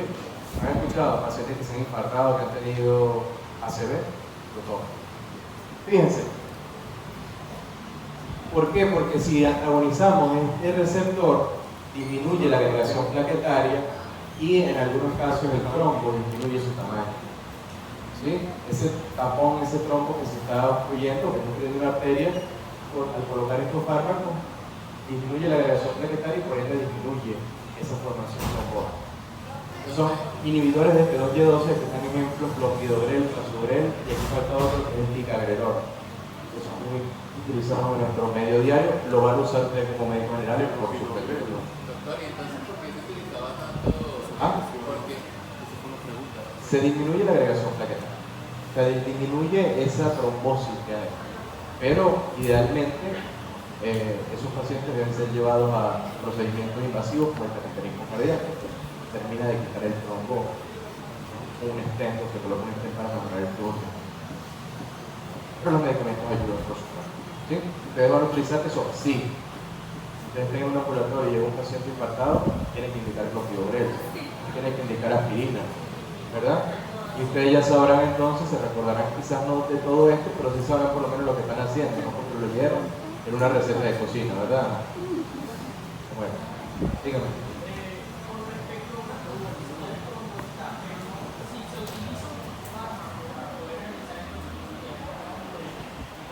Puede mejorar. Si es la trombolis es otro procedimiento, pero tiene que ver con los P2Y12. Son, por ejemplo, los trombólíticos más frecuentes que se tienen en nuestro país son estreptocinazo, se lo ha leído, y en otros países la electroplasia o alteplasia. Por ejemplo, en España hay, aquí también, pero en el privado es caro, en Ascario, por ejemplo, hay alteplasia, pero es algo más caro que la estreptocinazo, que sí hay en los hospitales. Y el mecanismo distinto, no sé si por aquí me lo colocan. Aquí está, no la coloco. ¿Sí? Bueno, listo. Me avisa cuando vamos a empezar.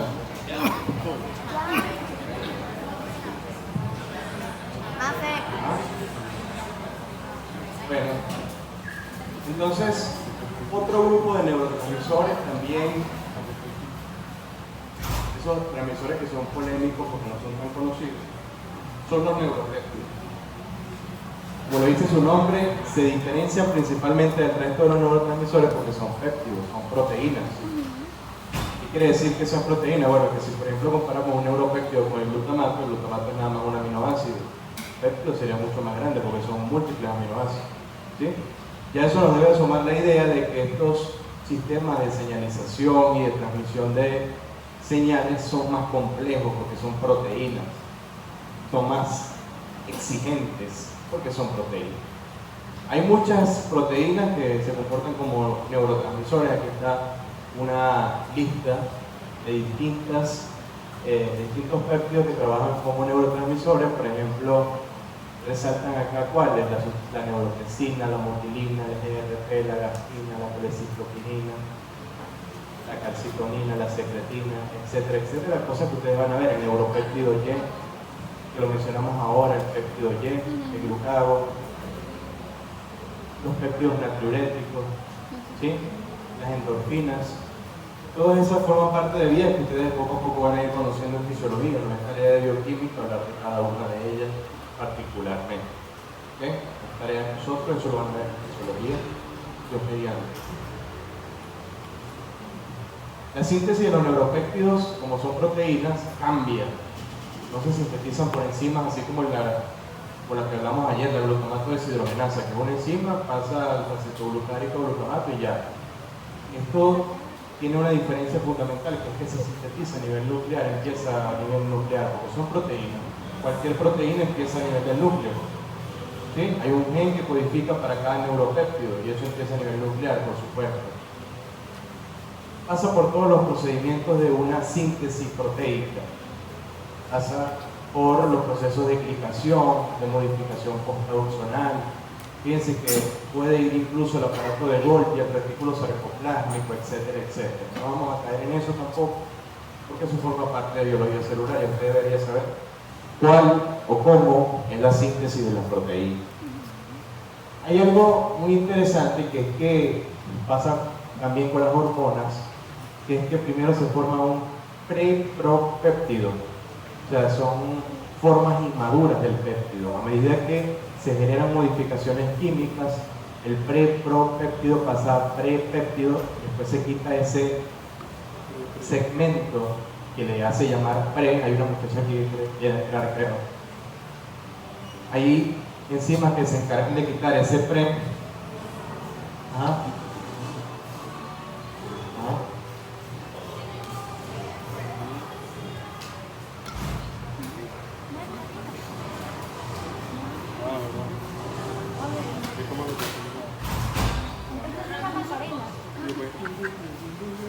Hay enzimas que se encargan de quitar ese segmento que le hace llamar prepéptido, propéptido, hasta que se modifica completamente y se termina de formar el neuropéptido maduro. Ustedes dirán, ¿qué importancia tiene esto? Bueno, hay una importancia fundamental, que es que esas formas inmaduras en algunos casos pueden unirse al receptor. ¿Cómo te llamas tú? Jesús. Jesús, ¿qué crees tú que sucedería? ¿Qué piensas tú que sucedería si una forma inmadura de un neuropéptido se une a un receptor y señaliza? Otra vía de señalización, excelente, Jesús, muy bien. ¿Y crees tú que esa es la vía natural, normal, que debería activarse? No, es una vía inmadura, una vía que es patológica, y eso sucede. Ese es el razonamiento que le tenemos que dar a la cosa. ¿Dónde le diste eso? Ningún lado. Lo dijiste por lógica, ¿verdad? De eso trata la vida. Entonces, eso pasa, y pasa por ejemplo con una molécula que vamos a ver hoy con mucha énfasis, que se llama BDNF. Vamos a ver más adelante. También los neuropéptidos, como pasa con muchos genes, y lo van a ver con el doctor Ramón con mayor detalle, pasan por un proceso que se llama splicing alternativo. ¿Alguien recuerda de qué trata eso? Corte y empalme alternativo sería la traducción. Entonces se quitan segmentos del gen en diferentes puntos, sobre todo los intrones, que son los segmentos no codificantes del gen, y se generan distintos resultados teniendo como base un solo gen. Eso lo van a ver con detalle con el doctor Ramón en el tercer bloque. Por ahora no pienso hacer mucha énfasis, pero recuerden esto del splicing alternativo. ¿Dónde se forman los neuropéptidos? Dijimos, Samuel. ¿Dónde se forman? ¿Dónde se forman? ¿De dónde se forman? ¿Dónde dijimos que se formaban los neuropéptidos? Desde el núcleo celular, muy bien. ¿Y dónde está el núcleo en una neurona? ¿Qué parte de la neurona? En el soma neuronal. Y si yo les digo, mira, no, pero es que ese neuropéptido debe liberarse en el terminal sináptico, ¿qué implicaría eso? Yo tengo que trasladar a esa proteína o a ese péptido desde el soma hasta la terminal. Y eso llama mucho la atención porque existen sistemas encargados de transportar eso. Si es de manera anterógrada, es decir, desde el soma hacia la terminal, el transporte lo hace la quinesina. Son proteínas que prácticamente lo que hacen es caminar sobre los microtúbulos que forman parte del axón con el neuropéptido en la parte superior, como si fueran unas hormiguitas con la hoja arriba. ¿Sí? Unas lo hacen de manera anterógrada, es la quinesina, y otro lo hace de manera retrógrada, que es la dineína. ¿Sí o no? ¿O es al revés? ¿Cómo es, Jesús? ¿Cómo? ¿Cuál es la anterógrada y cuál es la retrógrada? La quinesina, Exactamente. Fíjense que la quinesina entonces transporta desde el soma hacia la terminal. Como dijimos, es la anterógrada y la dineína es lo contrario. ¿Sí? ¿Qué tienen que utilizar ellos? Bueno, tienen que utilizar energía. ¿Para qué? Porque es un movimiento prácticamente como caminar. ¿Sí? Es caminar sobre un microtúbulo. Entonces asemeja mucho a esta imagen que vemos acá, es un comportamiento muy parecido, donde la quinesina o la dineína se anclan en la parte inferior al microtúbulo, ¿verdad?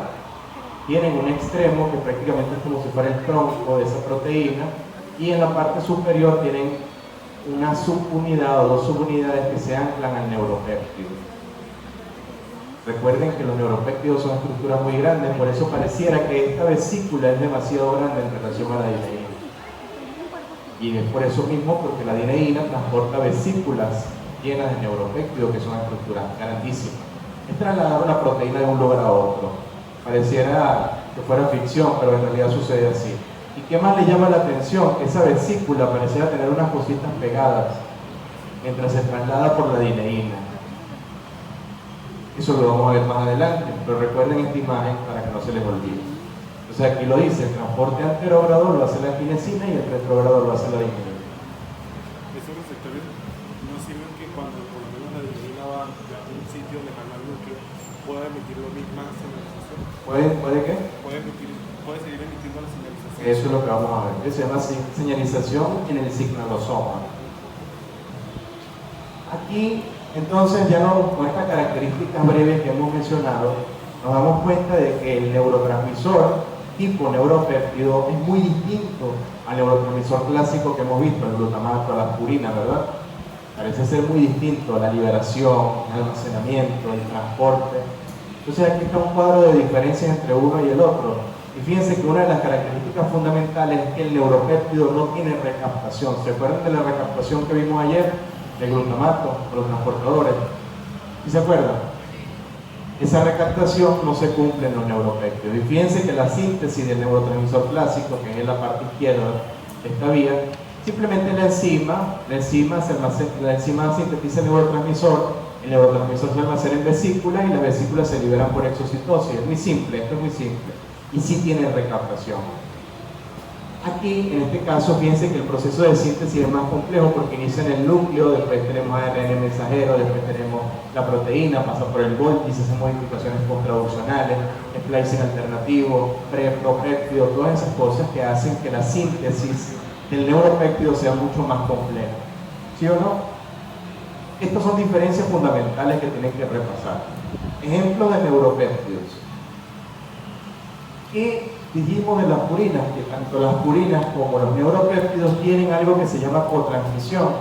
¿En qué consistía, María Fernanda, la cotransmisión?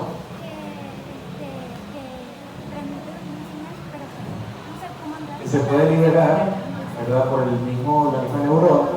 Sin embargo, son neurotransmisores distintos, pero tienen un fin común. Y que a veces el fin también es para contrarrestar la otra parte de la vida. Esta realidad también es propia de los neuropéptidos, no solamente de las purinas, sino también de los neuropéptidos. Pueden co-transmitir con otras cosas, como por ejemplo la norepinefrina, acetilcolina, dopamina. Es decir, se pueden liberar simultáneos en el mismo nervio.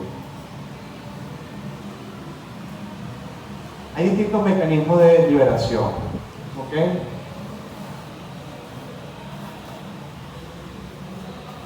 ¿En qué consiste esto? Fíjense que aquí nos diferencia la concentración de un neurotransmisor clásico y la de un neuropéptido. Si ustedes ven esto aquí, vamos a ver que María Ruiz, si tú ves esto y esto en relación a la concentración, ¿cuál tiene mayor concentración? ¿El clásico, que es este que está aquí arriba, o el neuropéptido? El clásico tiene mayor concentración. Muy bien. ¿Por qué? Los clásicos tienen mayor concentración. Pero ¿por qué lo dijiste?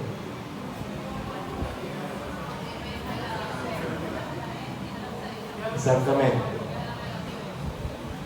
Nos están diciendo que el neuropéptido está en una cantidad mucho menor porque está elevado a la menos 10, que son unidades. En esa escalera se acuerdan de la transformación. Las unidades están mucho más abajo. Eso quiere decir que es más frecuente, por supuesto, nosotros visualizar una sinapsis clásica que una sinapsis por neuropéptido. Eso es importante tenerlo claro. Y aquí siguen hablando de las diferencias. El neurotransmisor clásico se almacena en la terminal, pero el neuropéptido no. Y fíjense que también hablan de una variable que es la dependencia de la disponibilidad para ser liberado. El neurotransmisor clásico solamente depende de que se almacene y que se sintetice. Simple. En cambio, el neuropéptido es todo lo que hablamos ahorita: síntesis en el soma, el transporte, la liberación, o sea, es más complejo. Y a eso les tienen que sumar a ustedes una idea, que pareciera ser más complejo y más complejo. ¿En qué sentido? ¿Por qué creen ustedes que eso... ¿Por qué ustedes creen que los neuropéptidos estén relacionados con procesos tan entramados, tan complicados? Christopher. Porque la función es muy compleja, son funciones cerebrales complejas. ¿Sí? ¿Qué funciones cerebrales complejas conocen? La memoria, el aprendizaje, la neuroplasticidad, el pensamiento, ¿verdad? El razonamiento lógico, todas esas son funciones complejas.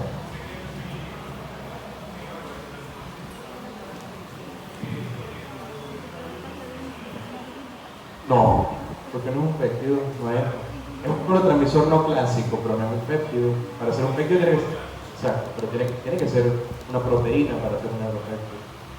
¿Sí? Muy bien. Y fíjense otra cosa de lo que estábamos diciendo.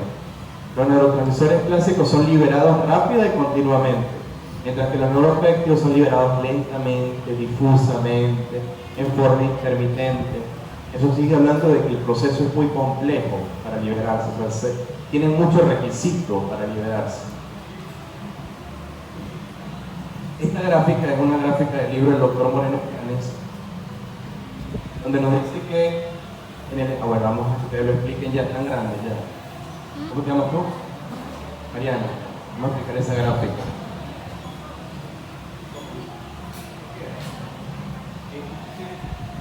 ¿Sí o no?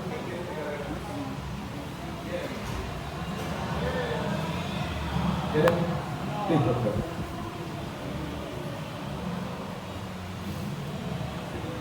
Primero voy a las variables. En el eje de la X está la frecuencia de estimulación. Si es frecuencia, asumo que también debe estar relacionada con el tiempo. La oscilación. Y hacia arriba, si hablas del neurotransmisor liberado, probablemente sean las concentraciones.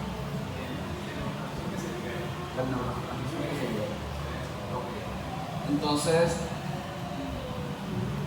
el inicial del neuropéptido, más bajito, dice que se libera poco neuropéptido y produce una la frecuencia de estimulación es creciente. O sea, no es... Cuando uno analiza una gráfica, ¿verdad? Eso que estaba diciendo está bien, pero tiene que saber cuál es la variable dependiente e independiente. ¿Sí? ¿Cuál es la variable dependiente e independiente? O sea, ¿cuál depende de cuál? ¿Qué crees tú que cuál depende de cuál aquí? La liberación del neurotransmisor depende de la frecuencia de estimulación. ¿Sí o no? ¿Entendido? O sea, ahí empieza digamos, el razonamiento de la gráfica. ¿Sí?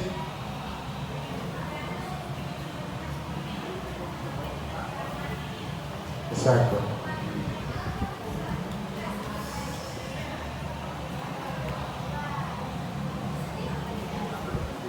Ok, sí, ahí por ahí vamos, fíjate. Entonces, ¿qué nos quiere decir esto? Si yo estoy aquí, vamos a hacer el análisis, si yo estoy aquí, quiere decir que hay mucha frecuencia de estimulación o poquita. Mucha, ¿verdad? Y aquí, poca frecuencia de estimulación. Ya partiendo de ahí, yo tengo que analizar cosas. Si yo tengo que, a este nivel, hay poca frecuencia de estimulación, ¿qué voy a ver? ¿Cómo será la liberación de un neuropéptido a poca frecuencia de estimulación?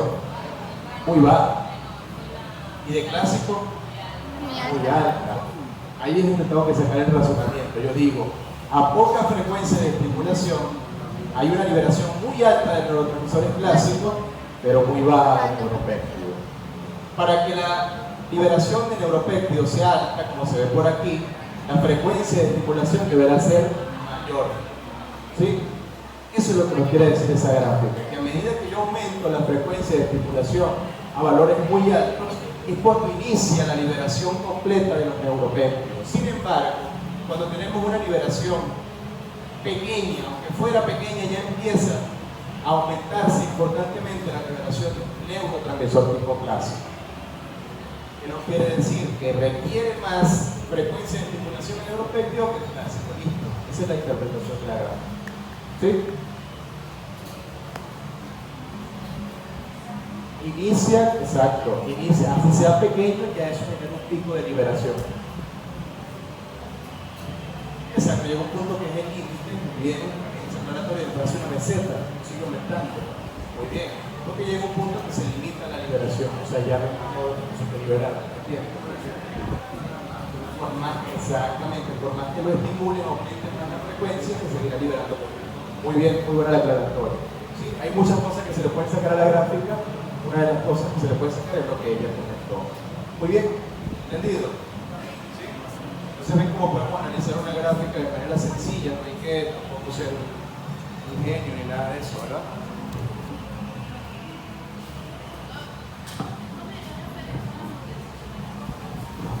Tiene que ver. Doctor, una pregunta. Dime. ¿Se puede hablar? Porque en tal caso en el neuropéptido sería ese estímulo tan grande. En tal caso ya sería ahí la liberación de la vesícula. ¿Cómo así? O sea, que necesita un estímulo tan grande. Exacto, por lo menos ahí ya el neuropéptido llegó al botón. Ajá. Ahí necesita una mayor Frecuencia potencia de energía. de estimulación. O sea, ¿qué quiere decir frecuencia de estimulación? Que tienes que estimularlo de manera más rápida, más seguida, en mayor cantidad, ¿sí? Es lo que hablábamos ayer en la potenciación a largo plazo, que la potenciación a largo plazo está relacionada con la frecuencia del estímulo. ¿Se acuerdan? Si no hay frecuencia de estímulo, no hay potenciación a largo plazo. Los neuropéptidos se pueden eliminar y fíjense que existen peptidasas a nivel del espacio sináptico que se encargan de regular la concentración. Eso lo tenemos que tener claro. Y es importante recalcar que todo puede salir por ahí en una pregunta. Siempre sale. Vamos a anotar, dice, sacamos los lápices. Que no tiene sistemas de recaptación. Es importante enfatizar en eso porque, ¿cómo tú recaptas un neuropéptido? O sea, Tendrías que tener un transportador gigante que te meta una proteína dentro de otra, o sea, parece imposible y no sucede de verdad, no hay recaptación. ¿Sí? Muy bien, entonces, como les dije ahí, toda esa lista de neuropéptidos sería demasiado infinita la materia si vemos cada uno por uno, ¿verdad? No tiene sentido. Pero hay uno que sí seguramente ustedes no van a ver nunca más, ni siquiera en ningún año de la carrera, y esto nada más lo van a aprender aquí, que son los neuropéptidos tipo neurotrofina. ¿Sí? ¿A qué hace referencia esa parte de la palabra que dice trofinas? Crecimiento, ¿verdad? Tamaño. ¿Sí? Hipertrofia, hipotrofia, es crecimiento de algo. ¿Sí? En este caso son péptidos o neuropéptidos que están relacionados con el crecimiento, la supervivencia neuronal. Es prácticamente como si fueran factores de crecimiento, pero a nivel del sistema nervioso central. Y ellas son las neurotrofinas. Tenemos distintos grupos, no es necesario que se aprendan cada uno, pero uno que seguramente ya habrán escuchado, porque se los he mencionado varias veces, son estas que están acá, que son el BDNF, que es factor neurotrófico derivado del cerebro, es la traducción más simple al español. ¿Sí? Ese BDNF es muy importante porque está muy relacionado con este señor que está acá, que ¿quién es? Krebs. ¿Y con qué decíamos que se relacionaba a Krebs? Con la memoria y el aprendizaje. Ahora tiene mucho más sentido, porque BDNF es un neurotransmisor que al final activa estas vías, y esas vías también terminan activando más a BDNF. Ese BDNF, como neurotransmisor, igualmente siendo un neuropéptido, se libera por la vesícula. Principalmente a nivel de neuronas hipocampales existen receptores para BDNF, así como los neurotransmisores clásicos tienen receptores, BDNF también. Pero también existe algo que se llama liberación bidireccional de BDNF, donde el BDNF puede ser liberado de una neurona a otra de manera postsináptica, pero la postsináptica al parecer también puede liberar de retorno BDNF, como una liberación compartida bidireccional. Estos son los receptores de BDNF, y esto es lo que le decía Jesús. El BDNF tiene una vía cuando está maduro, y el ProBDNF tiene otra vía, pero es inmaduro. El ProBDNF es un péptido antes del BDNF. Esto se ha preguntado también muchas veces. Y fíjense que el BDNF maduro está relacionado con procesos importantes fisiológicos, como cuáles: supervivencia celular, plasticidad sináptica, regulación del calcio, potenciación de la neurotransmisión, o sea, son funciones normales. Ahora, el mismo BDNF, pero inmaduro, se une a otro receptor que no es el TRK-beta, sino al P75. Y cuando se une ese receptor, porque no se une al TRK-beta, no tiene afinidad porque está en su forma inmadura, activa vías como la de las llanuquinasa y la de la caspasa 3. Ustedes lo vieron muy bien con el doctor Arnoldo, son vías que tienen que ver con muerte celular. Entonces, si no se procesa adecuadamente el péptido BDNF, lo tendremos en su forma inmadura y eso va a generar vías de señalización de muerte neuronal. ¿Eso es fisiológico? No. Si hay algo que no se puede regenerar es una neurona, condiciones de abulto. Entonces, si usted tiene muerte neuronal, eso es un proceso irreversible, que no tiene la capacidad, no hay una médula ósea, como sucede a nivel de las células hematológicas, para nosotros formar nuevas células neuronales. Eso en el adulto ya no es permitido, ya no sucede. Entonces, activar estas vías de señalización es muy delicado, es muerte de la neurona. Usted va a tener pérdida de funciones cerebrales. ¿Qué pasa? Que ese receptor también se han descrito múltiples vías de señalización. Parecieran vías extrañas, que no tienen, o sea, no cumplen las reglas que hemos hablado, pero una de ellas es la que estamos viendo acá, que es que el receptor puede ser endocitado por una vesícula creada por clatrina, y el receptor, si bien queda endocitado dentro de la vesícula, la parte extracelular,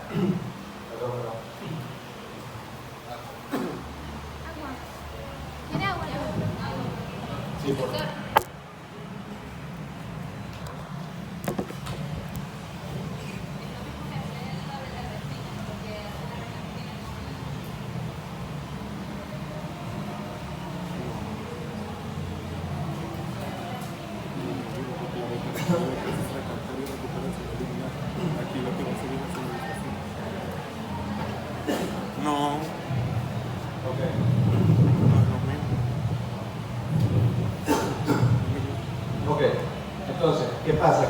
velocita del receptor, el dominio intracelular. El dominio extracelular queda dentro de la vesícula, pero el intracelular queda expuesto fuera de la vesícula. Y la vesícula es algo que dentro de la célula tiene un movimiento. Dime.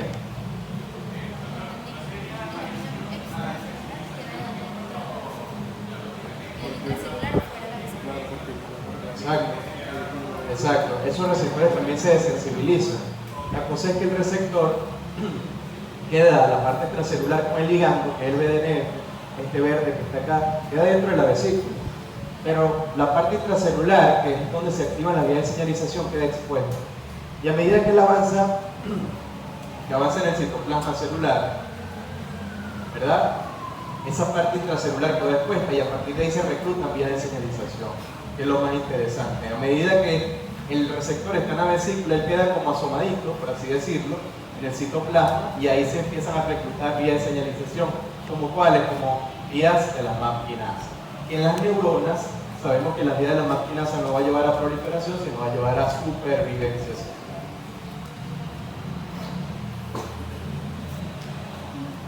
Entonces básicamente es eso, mientras se trasloca no solamente el BDNF ya dentro de la vesícula, sino también en el microtúbulo. Una de las particularidades es que mientras la adineína va caminando por el microtúbulo, la kinesina, carga esa vesícula, ¿verdad?, full de neuropéptidos, y al parecer también full, en este caso, de receptores, que mientras se trasloca a través del axón, en esa conducción a nivel de los microtúbulos, fíjense que aquí está la adineína, que sería la adineína, esto sería el receptor. Hay un receptor que queda dentro de la vesícula y otro que queda, hay una parte del receptor que queda dentro de la vesícula y otra que queda en el exterior. Aquí se reclutan vías de señalización importantes, como cuáles que hemos visto, como polipasa C, gamma, AKT-PKB, PKC, beta-retina, MEK, que es la vía de la MAP quinasa, RK, son vías de supervivencia celular. Su respuesta es supervivencia celular. Entonces, digamos que en términos simples y sencillos, el BDNF promueve supervivencia celular neuronal por toda esa vía de señalización. Y el PET75, que es el receptor para el BDNF inmaduro, activa vías de destrucción celular, activa vías de inflamación neuronal, y eso no es benéfico. Entonces ustedes dirán, pero es que en qué momento vamos a tener nosotros activación de ese P75, si generalmente debería haber un paso de ese inmaduro a maduro. Resulta que se ha descrito que el ser humano necesita estímulos, necesita también estimulación del medio ambiente para poder transformar el BDNF inmaduro a maduro. Uno de ellos es un artículo que esta imagen es de un paper que lo dice así tal cual, que se demostró que el ejercicio físico y también la actividad intelectual activan una enzima que se llama TPA. Ustedes dirán, ¿qué enzima, qué función tiene eso? La función de la enzima TPA es transformar el BDNF inmaduro o ProDNF a BDNF maduro. Es decir, que yo pudiera sacar la conclusión de que por qué el ejercicio favorece las funciones neuronales normales, la plasticidad sináptica, porque la actividad intelectual favorece la actividad de supervivencia neuronal, porque mejora la estabilidad del cerebro. En gran parte eso se explica por esto que está acá.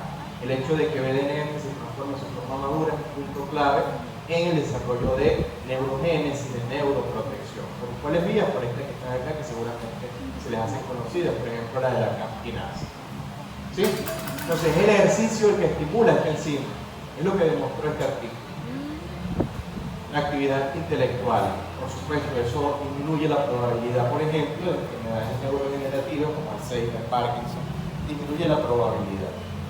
El hecho de que usted tenga esas vías activadas. Por último, ya para terminar, es algo muy sencillo, pero esto lo verán en un fármaco, ¿verdad? Son los receptores para opioides. Es otro grupo de receptores también de esos grupos extraños, de cosas que no hablan mucho la gente, que no saben mucho, ¿verdad? Tenemos tres tipos de receptores de opioides principales: los mu, los kappa y los delta. ¿Sí? Y también tenemos receptores, que esto lo describe la literatura, de nociceptina, pero principalmente estos tres son los receptores para opioides. Los opioides son,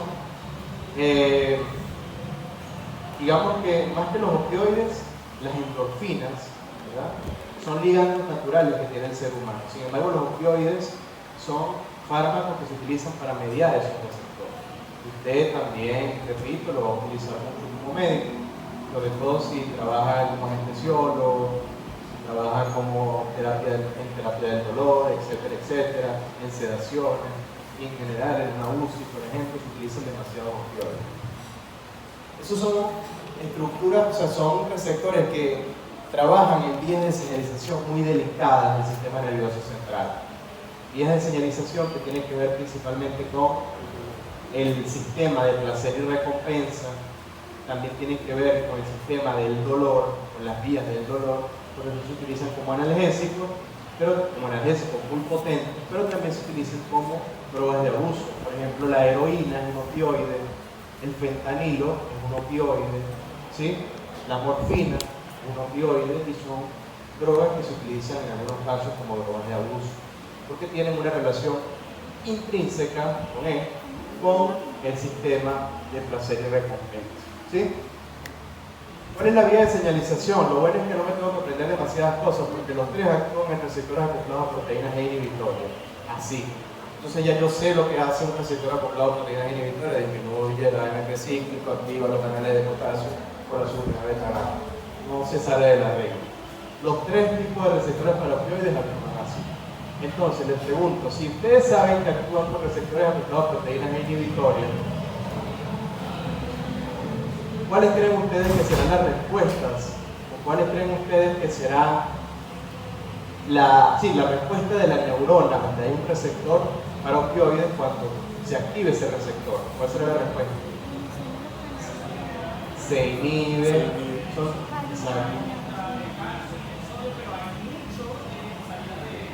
Exacto. Entonces son receptores que inhiben esos neuronas. Son señales inhibitorias. Son señales de neurodepresión. ¿Okay? Por eso se utiliza, por ejemplo, el fentanilo, el remifentanilo, por ejemplo, como un sedante, como una terapia de pseudoanalgesia, disminuir el dolor y también sedar al paciente. Si los tres receptores están acoplados a una proteína G, ¿cuál es la diferencia entre los tres? La ubicación. La ubicación. ¿Okay? Fíjate que aquí no lo dice, pero están distribuidos de manera distinta. Y también los ligandos que tienen. Fíjate, por ejemplo, en este caso, las endorfinas 1 y 2 no trabajan tanto con el delta, la endorfina no trabaja tanto con el mu. ¿Me entiendes?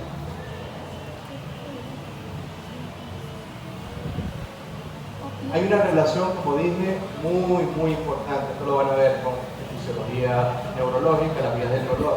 No nos compete por ahora hablar de eso. Lo cierto es que los opioides tienen que ver con el dolor. Son analgésicos muy potentes que se utilizan ya prácticamente de última línea cuando no funcionan los demás. Y su potencia es principalmente explicada desde el punto de vista fisiológico porque su efecto analgésico es a nivel central. No pasa como los AINES, como el ibuprofeno, metoprofeno, que son analgésicos periféricos, inhiben la liberación de prostaglandinas a nivel periférico. Esto inhibe el dolor, inhibe el centro del dolor a nivel central. O sea, usted está disminuyendo la sensación del dolor. No tanto que está produciendo el dolor, sino siento dolor, pero los opioides no dejan que el cerebro procese ese dolor y disminuyen esa sensación.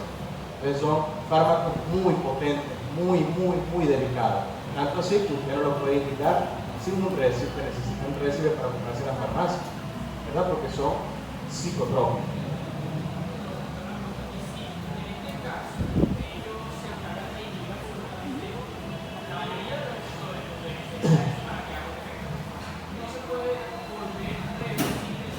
Claro. Existen dos fármacos que se llaman naloxona y naltrexona, que son antagonistas de los receptores mu, y se usan justamente para revertir el efecto, pero más allá de eso, el efecto se revierte ya cuando el fármaco pasa su vida a medida que ¿Alguna pregunta hasta ahora? ¿No? Bueno, aquí está una frase que dice Isaac Newton antes de fallecer.